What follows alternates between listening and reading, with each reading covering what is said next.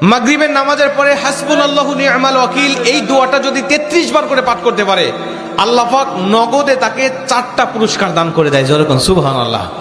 এবং এই পুরস্কারগুলো আপনি নিজের চোখে দেখতে পারবেন যে হাসবুনাল্লাহু নি'মাল ওয়াকিল এই দোয়াটা পাঠ করার কারণে আল্লাহ পাক আপনাকে কি কি বেনিফিট দান করেছে।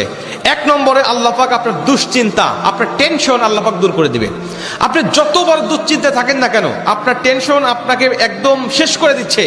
আপনি যদি হাসবুনাল্লাহু নি'মাল ওয়াকিল মানে আল্লাহ আমার জন্য যথেষ্ট, আল্লাহ আমার জন্য অভিভাবক হিসেবে যথেষ্ট, আপনি যদি দোয়া করতে পারেন, আল্লাহ পাক বলেন যে আমি আল্লাহ পাক তার টেনশন, তার দুশ্চিন্তা একেবারে দূর করে দেই। এটা হলো প্রথম নম্বর বেনিফিট।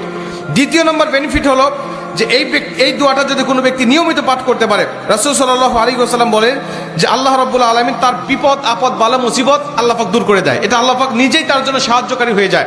বিপদ আপদ বালা মুসিবত তার সামনে আর কিচ্ছু রাখে না। আপনি যত হাসবুনাল্লাহু নি'মাল ওয়াকিল পাঠ করবেন, তত আল্লাহ পাক আপনার সামনে থেকে বিপদ বালা মুসিবতটা দূর করে দিবে। এটা হলো 2 নম্বর।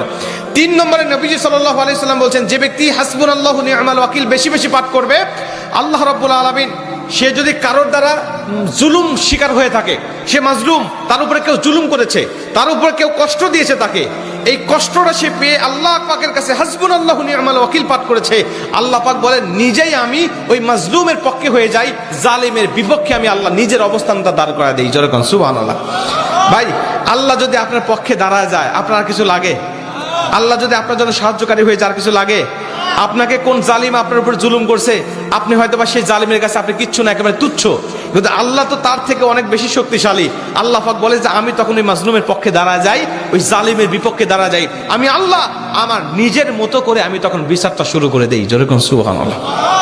এজন্য যদি কেউ আপনার উপর জুলুম করে, আপনি হতাশা হবেন না, আপনি কষ্ট পাবেন না, আপনি আসমানের দিকে মুখটা উঁচা করে বলবেন হাসবুনাল্লাহু নি'মাল ওয়াকিল নি'মাল মাওলা ওয়া নি'মান নাসির।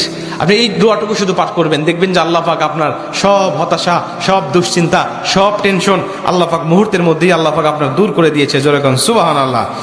এবং 4 নম্বরে রাসূল সাল্লাল্লাহু আলাইহি ওয়াসাল্লাম বলছেন যে তাকে আল্লাহ পাক দুনিয়া এবং আখিরাতের কল্যাণগুলো আল্লাহ পাক তাকে দান করে দেয়। দুনিয়াতে যত কল্যাণ, যত খারাপই আছে এগুলো দূর করে দেয়, কল্যাণগুলো আল্লাহ পাক দান করে দেয়। আবার আখিরাতের যত কল্যাণ লাগবে আপনার সব কল্যাণগুলো আল্লাহ পাক আপনাকে দান করে দিবে। আল্লাহ পাক আমাদের সবাইকে এই 4টি ফজিলতগুলো পাওয়ার আশায় হলেও আল্লাহ পাক আমাদের সবাইকে এই হাসবুনাল্লাহু নি'মাল ওয়াকিল এটা মাগরিবের পরে 33 বার, অনেক মুহাদ্দিস বলছেন ফজরের পরে 33 বার, যদি কোনো ব্যক্তি 11 বার পড়তে চায় সমস্যা নেই, কিন্তু 33 বার পড়তে পারলে সবচেয়ে ভালো ফলাফল পাওয়া যায়। আপনারা অধিকাংশ 33-এর অধিক পড়লেও কোনো সমস্যা নেই। এক কথায় যে ব্যক্তি হাসবুনাল্লাহু নি'মাল ওয়াকিল বেশি বেশি পাঠ করবে, আল্লাহ পাক তাকে এই ফজিলতগুলো দান করবে। যেরকম সুবহানাল্লাহ। যতগুলো আমলের কথা বলা হয়েছে, আল্লাহ পাক আমাকে সহ সবাইকে আমল করার তৌফিক দান করুক। জোরে বলেন আমিন।